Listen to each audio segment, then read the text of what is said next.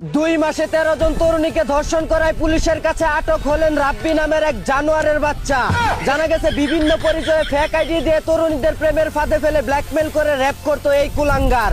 নিষিদ্ধ পল্লীতে কন্ডম দুর্ঘটনায় জন্ম হওয়া এই জারদের বাচ্চাকে রিমান্ডে নিয়ে তার টুনটুনি কেটে শাহবাগ চত্বরে ঝুলিয়ে রাখার জোর দাবি জানাচ্ছি। অন্যদিকে জ্বালানি সংকটের কারণে দেশের 33টি বিদ্যুৎ কেন্দ্র বন্ধ হয়ে গেছে। এসব সংকট মোকাবেলার দিকে নজর না দিয়ে আমাদের সরকার ব্যস্ত আছে উমুক কার্ড তুমুক কার্ড নিয়ে।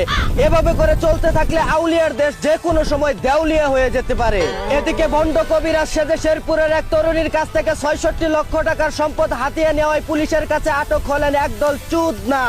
জানা গেছে টিকটক দেখে কবিরাজি শিখে সুমন্তর সু কালাকুত্তার গু বলে তরুণীর চোখে মুখে ভেলকি লাগিয়ে লক্ষাধিক টাকা সহ 27 ভরি স্বর্ণ হাতিয়ে নেয়।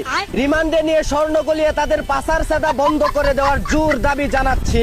অন্যদিকে গাইবান্ধায় টাকার লোভে 250 কেজি ওজনের মহিলাকে বিয়ে করলো এক 40 কেজির নাবালক শিশু। জানা গেছে 10 লক্ষ টাকা যৌতুক পেলে এবং জলহস্তির সাথে কুস্তি খেলতে তার কোনো আপত্তি নেই। ধারণা করা হচ্ছে এই বতামারা বেডির গাতায় পরে যে কোনো মুহূর্তেই তলিয়ে যেতে পারেন তিনি। এদিকে সুনামগঞ্জে 10 দিনের প্রেমে তরুণীকে হোটেলে নিয়ে তার ভাঙ্গি ফাটিয়ে পালিয়ে গেল এক চুদ